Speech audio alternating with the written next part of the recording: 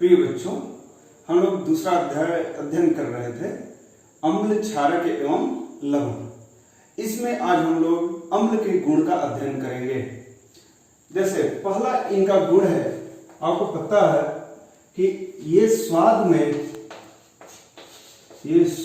खट्टे होते हैं। ये स्वाद में खट्टे होते हैं।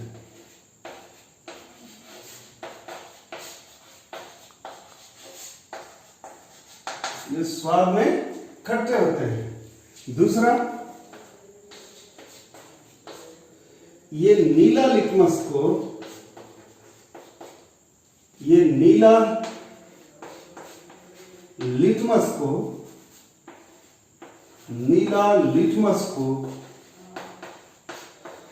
लाल कर देते हैं। नीला लिटमस को लाल कर देते हैं। तीसरा बिंदु है, ये विद्युत के सुचालक होते हैं। ये विद्युत के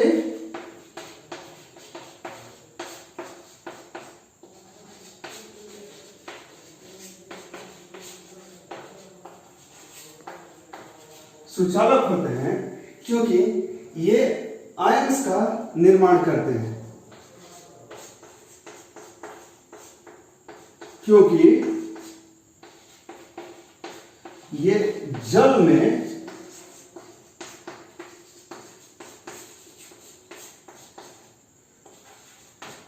आयन का निर्माण करते हैं।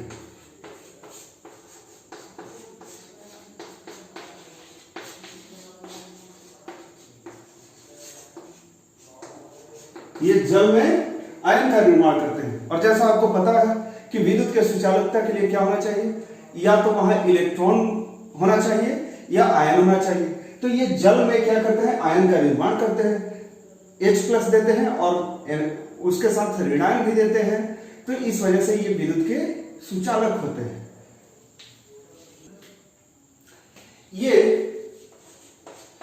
ये धातु के साथ अभिक्रिया करके, ये धातु के साथ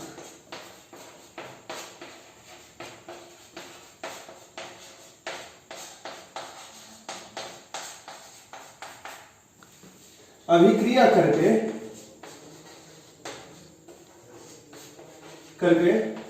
लवण एवं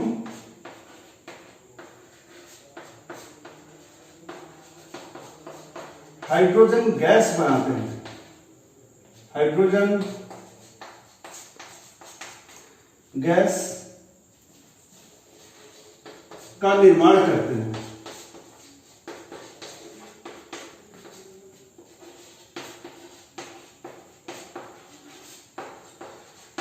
जो अम्ल है वो धातु के साथ अभिक्रिया करके क्या करते हैं, ये लवण तथा हाइड्रोजन गैस का निर्माण करते हैं। जैसे आप उदाहरण लीजिए, HCl से जब सोडियम अभिक्रिया करेगा, हाइड्रोक्लोरिक अम्ल से जब सोडियम अभिक्रिया करेगा तो क्या बनाता है, NaCl प्लस हाइड्रोजन गैस बनाता है। और गैस ऊपर उड़ जाता है, उसके लिए हम लोग एरो ऊपर की दिशा में दिखा देते हैं। इसी तरह अगर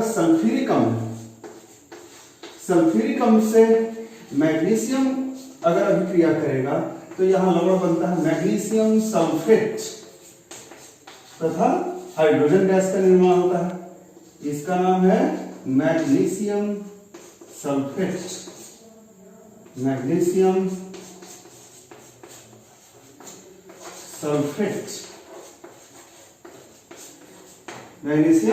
सल्फेट।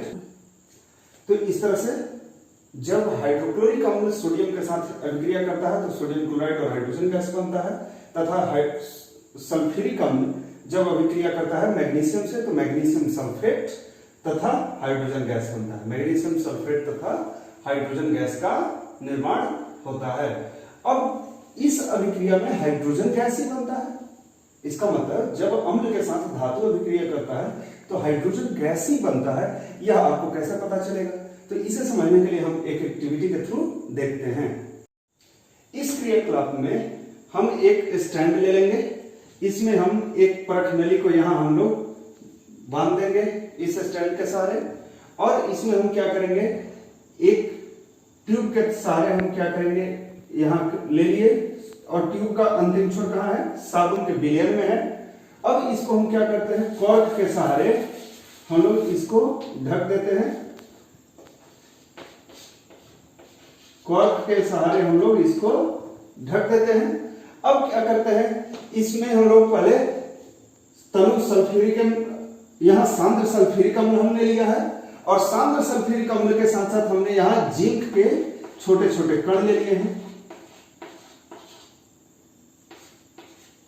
जिंक के कण, जिंक के छोटे छोटे कण ले लिया।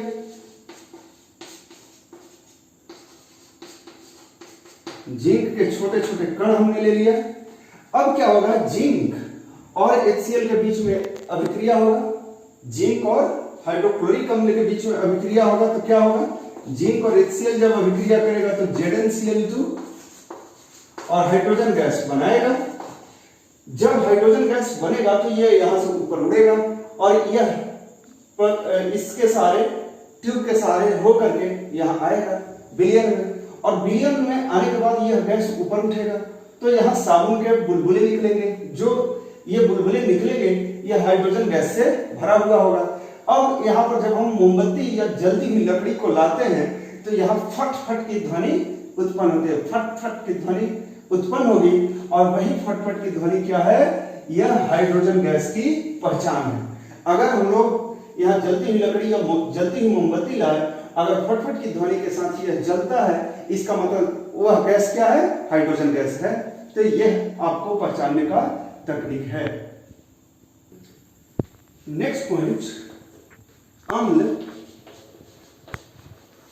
अम्ल धातु कार्बोनेट, अम्ल धातु कार्बोनेट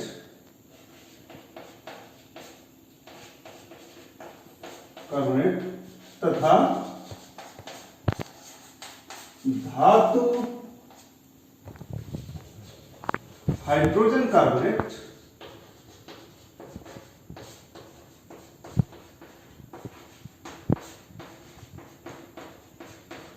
हाइड्रोजन कार्बोनेट कार्बोनेट के साथ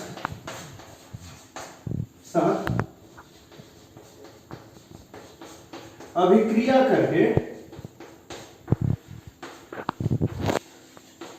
करके लवण, जल तथा कार्बन डाइऑक्साइड गैस बनाता है, कार्बन डाइऑक्साइड गैस बनाता है। जैसे मीन्स जो धातु कार्बोनेट है और धातु हाइड्रोजन कार्बोनेट, धातु हाइड्रोजन कार्बोनेट को क्या कहते हैं, बाइकार्बोनेट भी कहते हैं, के साथ अभिक्रिया करके लवण, जल तथा कार्बन डाइऑक्साइड गैस बनाता है। जैसे हमने सोडियम कार्बोनेट ले लिया Na2CO3, यह अम्ल एक ले लिया जाए, हाइड्रोक्लोरिक अम्ल ले लेते हैं, तो इसके साथ यह अभिक्रिया करेगा तो सोडियम और क्लोरीन मिल करके यहाँ सोडियम क्लोराइड बनाते हैं, इसके साथ जल बनाते हैं तथा कार्बन डाइऑक्साइड गैस बनाते हैं। तो ये कार्बन डाइऑक्साइड गैस है तो वो क्या होगा, ऊपर उड़ जाएगा। तो इसको आपसे पूछा जाता है कि इस अभिक्रिया को आप बैलेंस कीजिए। तो यहाँ देखिए, इधर 2 सोडियम और इधर 1 सोडियम, तो हम 2 सोडियम को बैलेंस करने के लिए इधर क्या करेंगे, 2 से गुणा कर देंगे। अब देखिए, यहाँ कार्बन 1 है, इधर भी 1 है, कोई प्रॉब्लम नहीं। ऑक्सीजन और हाइड्रोजन को सबसे लास्ट में बैलेंस करते हैं, उनको छोड़ दें, ऑक्सीजन हाइड्रोजन को। क्लोरीन देखिए, इधर 1 है और इधर कितना, 2 हो गया, तो उसको बैलेंस करने के लिए हम यहाँ 2 से गुणा कर देंगे। अब देखते हैं हाइड्रोजन, तो हाइड्रोजन इधर 2 है, इधर भी 2 है, कोई प्रॉब्लम नहीं। इधर ऑक्सीजन 3 है, इधर भी 3 है, तो यह अब एक क्या हुआ, संतुलित रासायनिक अभिक्रिया हुआ। यह बार बार पूछा जाता है कि सोडियम कार्बोनेट तथा हाइड्रोक्लोरिक अम्ल के बीच में आप संतुलित अभिक्रिया लिखें, तो ये बहुत ही इंपॉर्टेंट है। सोडियम कार्बोनेट, सोडियम कार्बोनेट,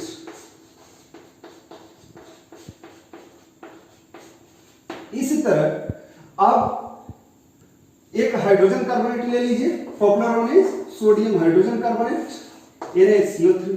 इसका जब HCl के साथ अभिक्रिया करेंगे तो ये भी क्या देता है, लवण, ये लवण हो गया सोडियम क्लोराइड, जल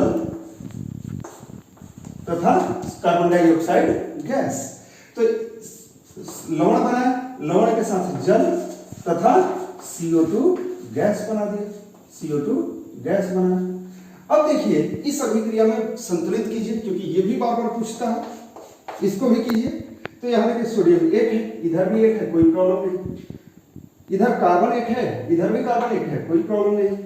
क्लोरीन इधर 1 है, क्लोरीन भी 1, कोई प्रॉब्लम नहीं। हाइड्रोजन इधर 1 और 1 2, इधर भी हाइड्रोजन 2, इधर ऑक्सीजन 3, इधर 1 और 2 3 और 8। तो यह भी एक क्या है, संतुलित रासायनिक अभिक्रिया है। अब इसमें देखिए इसका नाम क्या है, sodium hydrogen carbonate, sodium hydrogen carbonate या सोडियम हाइड्रोजन कार्बोनेट, या इसे हम लोग सोडियम बाइकार्बोनेट भी कहते हैं, sodium bicarbonate, sodium hydrogen carbonate या सोडियम हाइड्रोजन बाइकार्बोनेट। तो ये आपको संतुलित रासायनिक अभिक्रिया हुआ। अब यहाँ हम लोगों को यह जानना है कि इस रासायनिक अभिक्रिया में कार्बन डाइऑक्साइड ही गैस बना, जैसे पिछले अभिक्रिया में हमने देखा कि हाइड्रोजन गैस ही बना, इसका प्रूफ क्या है।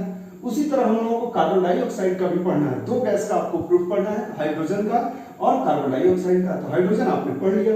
अब हम नेक्स्ट अभिक्रिया में देखते हैं और एक क्रियाकलाप की सहायता से देखते हैं कि कैसे हम सिद्ध कर सकते हैं कि किसी रासायनिक अभिक्रिया में कार्बन डाइऑक्साइड गैस बना है अथवा नहीं बना है। इस क्रियाकलाप में CO2 की जांच में हम क्या करते हैं, सबसे पहले एक हम लोग परखनली में क्या किया, हमने सोडियम कार्बोनेट ले लिया या सोडियम बाइकार्बोनेट ले लिया। इसके बाद हम क्या करते हैं, एक फनेल के सहारे हम लोग क्या करते हैं कि हाइड्रोक्लोरिक अम्ल को डालते हैं इसमें, और इसको हम कॉर्क से क्या करते हैं, सील कर देते हैं, ताकि जो गैस बनेगा वो इस बीकर से क्या हो, बाहर न जाए। अब क्या होगा, ये निकास नली के सहायता से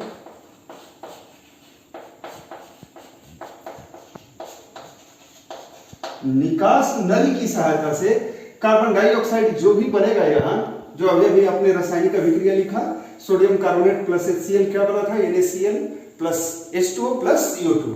तो जो CO2 गैस यहाँ से बन करके पास होगा, निकलेगा, वो आता है, उसको हम क्या करते हैं, एक दूसरे परख नली में हम कैल्शियम हाइड्रोक्साइड ले लेते हैं। इसमें कैल्शियम हाइड्रोक्साइड ले लेते हैं, कैल्शियम हाइड्रोक्साइड। इस परख नली में हमने क्या लिया, चूना का पानी ले लिया, चूना का पानी ले लिया। चूना का पानी, उसका रासायनिक सूत्र क्या होता है, CaOH ट्वाइस, चूना का पानी ले लिया। अब जब कार्बन डाइऑक्साइड गैस यहाँ आता है, यहां से बन करके, तो ये चूना पानी को क्या कर देता है, दूधिया कर देता है। इसका रंग कैसा हो जाता है, दूधिया। तो जैसे दूधिया होता है, इसका मतलब वहां कैल्शियम कार्बोनेट बनता है, वहां कैल्शियम कार्बोनेट बनता है, इसकी वजह से दूधिया होता है, और वहां कार्बन डाइऑक्साइड गैस है। अगर यह चूना का पानी दूधिया नहीं होगा, वो इसका मतलब वहां कार्बन डाइऑक्साइड गैस नहीं है। अब इस क्रियाकलाप का हम रासायनिक अभिक्रिया देखते हैं। तो जब हम चूने पानी में कार्बन डाइऑक्साइड को पास करते हैं, चूना पानी में कार्बन डाइऑक्साइड गैस जब पास करता है, तो यहाँ CaCO3 बनता है, श्वेत अवक्षेप बनता है, जिसकी वजह से चूना पानी कैसा हो जाता है, दूधिया रंग का हो जाता है। तो दूधिया रंग क्यों हुआ, क्योंकि CaCO3 श्वेत अवक्षेप बना।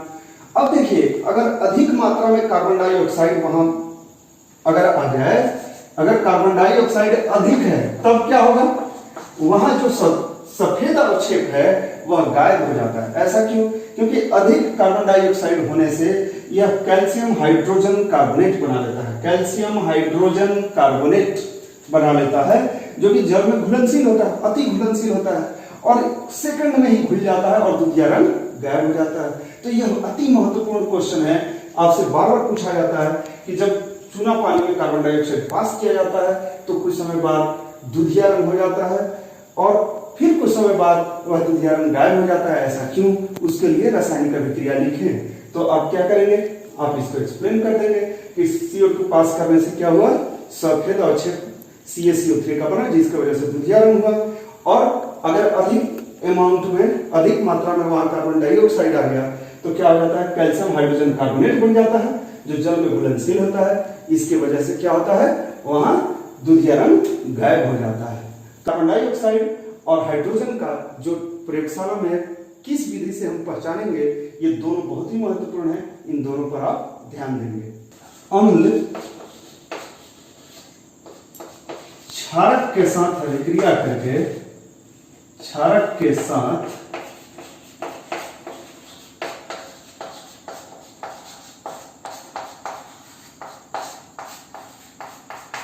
अम्ल क्षारक के साथ अभिक्रिया करके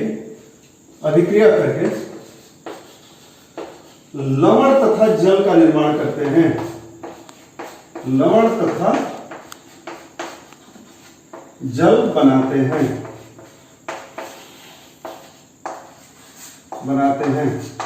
एग्जाम्पल लेते हैं, जैसे अम्ल HCl हो गया और सोडियम हाइड्रोक्साइड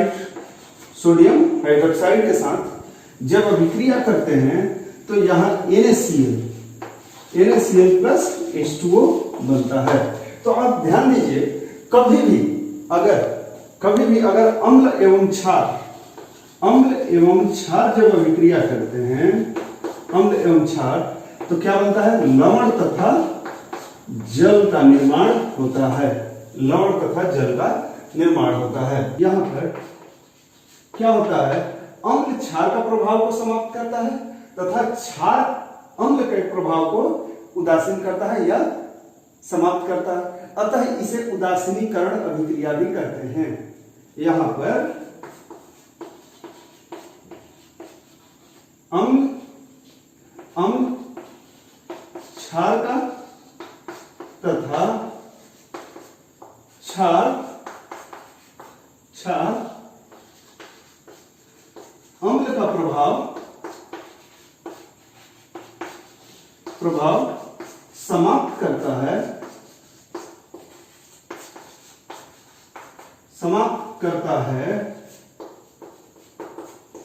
अतः इसे उदासीनीकरण अभिक्रिया कहते हैं।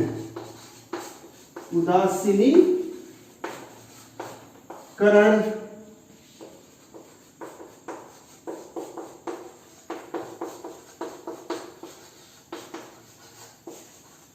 अभिक्रिया करते हैं। क्यों उदासीन अभिकरण कहते हैं? क्योंकि अम्ल क्षार का प्रभाव समाप्त करता है तथा क्षार अम्ल का प्रभाव समाप्त करता है और लवण और जल का निर्माण करता है। अतः इसे उदासीनीकरण अभिक्रिया कहते हैं। अम्ल धात्विक ऑक्साइड,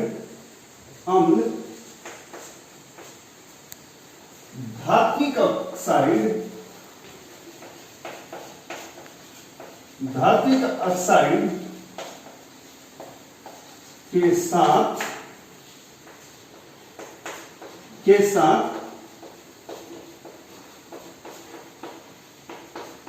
अभिक्रिया करके लवण तथा जल बनाते हैं। लवण तथा जल बनाते हैं।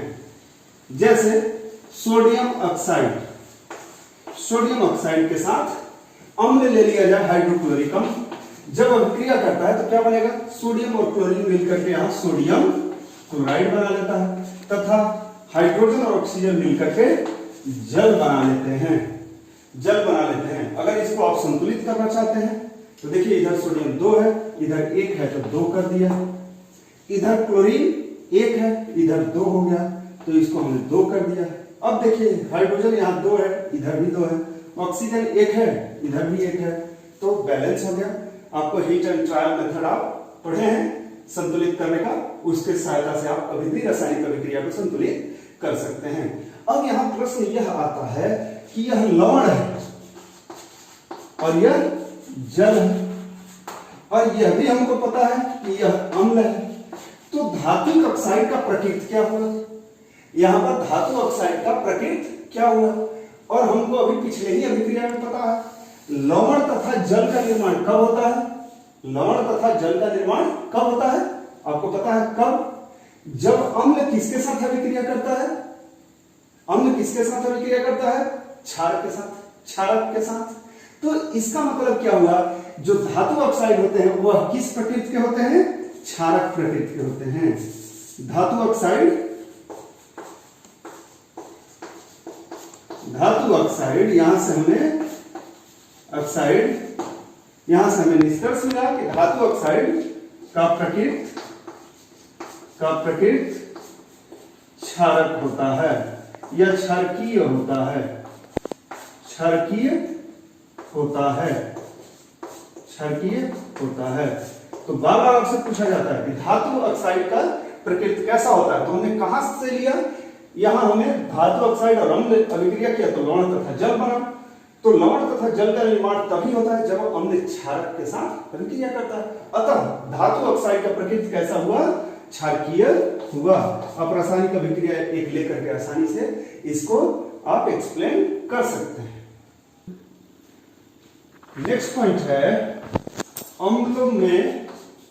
अम्ल में संक्षारक का गुण होता है, संक्षारक, अम्ल में संक्षारक का गुण होता है।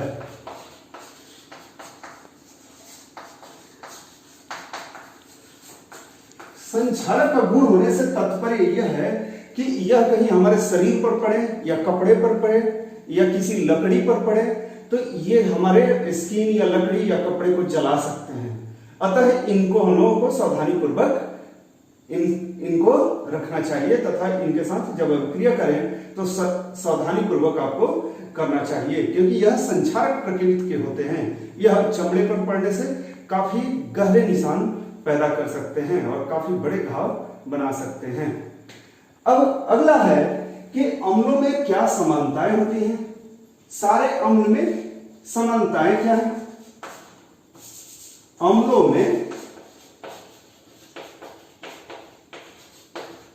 में समानताएं क्या है, समानताएं क्या है। तो अम्ल में समानताएं पहचानने के लिए हम लोग कुछ उदाहरण लेते हैं। जैसे HCl हाइड्रोक्लोरिक अम्ल जब जल में डाला जाता है तो क्या देता है, H+ एक्वस तथा Cl- एक्वस। इसी तरह सल्फ्यूरिक अम्ल ले लीजिए, सल्फ्यूरिक अम्ल तो जल में क्या देता है, यह भी H+ एक्वस 2 हाइड्रोजन देगा और सल्फेट आयन देगा, सल्फेट आयन देगा। इसी तरह HNO3 लीजिए, HNO3 तो जल में यह भी क्या देगा, H+ एक्वस तथा नाइट्रेट आयन देगा, नाइट्रेट आयन देगा। तो इन सभी में देखिए ये सभी में क्या समानता है, तो अम्ल, सभी अम्ल क्या देते हैं हमें, H+ एक्वस देते हैं। तो इस तरह से हमको समानता क्या मिला कि अम्ल H+ एक्वस देते हैं। अम्ल में समानता क्या है, अम्ल जल में H+ एक्वस या इसी को हम लोग कहते हैं H3O+ देते हैं।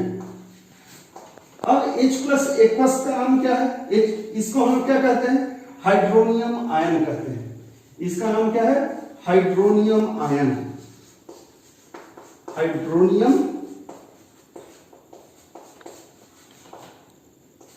Ion, hydronium ion.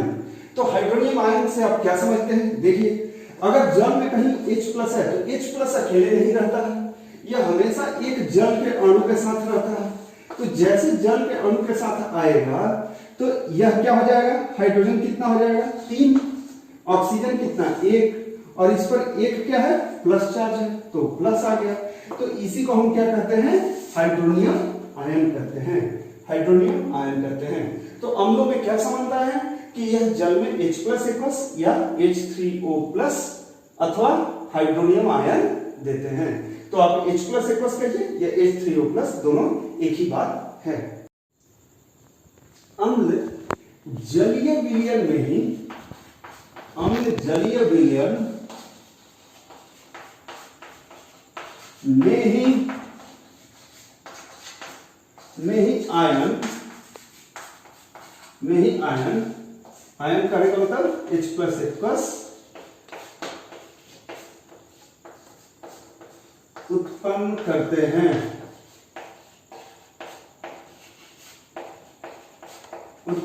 हैं। जैसे एक हम लोग उदाहरण लेते हैं क्वेश्चन के सहायता से। HCl गैस अम्लीय नहीं है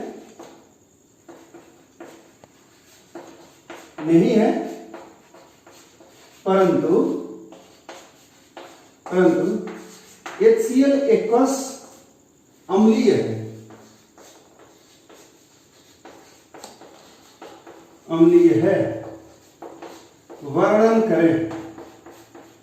वर्णन करें। तो जब आपसे ये पूछा जाए कि HCl गैस अम्लीय नहीं है परंतु HCl एक्वस अम्लीय है, तो आप इसका वर्णन कैसे करेंगे? आपको पता है कि HCl सिर्फ जब गैस रहेगा, HCl गैस, तो गैस के फॉर्म में यह H प्लस नहीं देगा, नहीं देगा तो क्या होगा? यह अम्लीय नहीं होगा। परंतु HCl जैसे ही जल के मौजूदगी में रहता है तो यह क्या दे देगा? H प्लस एक्वस दे देगा और Cl माइनस देगा। तो जल के मौजूदगी में ही कोई अम्ल H प्लस देता है, अतः यह अम्लीय है। क्यों HCl एक्वस अम्लीय है? क्योंकि यह जल के मौजूदगी में H प्लस देगा, अतः अम्लीय है। परंतु यह HCl गैस H प्लस नहीं देगा, अतः अम्लीय नहीं है। तो इसको दूसरे वे से पूछा जा सकता है कि HCl गैस जब नीला लिटमस से पास करता है, नीला लिटमस के तरफ जाता है तो उसे लाल नहीं करता है, परंतु HCl एक्वस उसे लाल कर देता है, ऐसा क्यों? तो आप इसे इसी वे से वर्णन करेंगे कि HCl गैस H प्लस नहीं देगा, अतः नीला लिटमस को लाल नहीं करेगा, परंतु HCl एक्वस H प्लस देगा, अतः नीला लिटमस को लाल कर देगा, जो ब्लू लिटमस है उसको लाल कर देगा। तो इस तरह से आप इसका वर्णन करेंगे। अब हम लोगों को यह देखना है कि क्या जिन पदार्थों में भी हाइड्रोजन है वे क्या सभी आपको अम्लीय होते हैं अथवा कुछ नहीं भी होते हैं। तो इन्हें हम लोग समझने का प्रयास एक क्रियाकलाप की मदद से करेंगे। जैसे हम देखते हैं कि जो HCl है यह अम्लीय है, H2SO4 है यह अम्लीय है, HNO3 यहां भी हाइड्रोजन है, नाइट्रिकम यह भी अम्लीय है।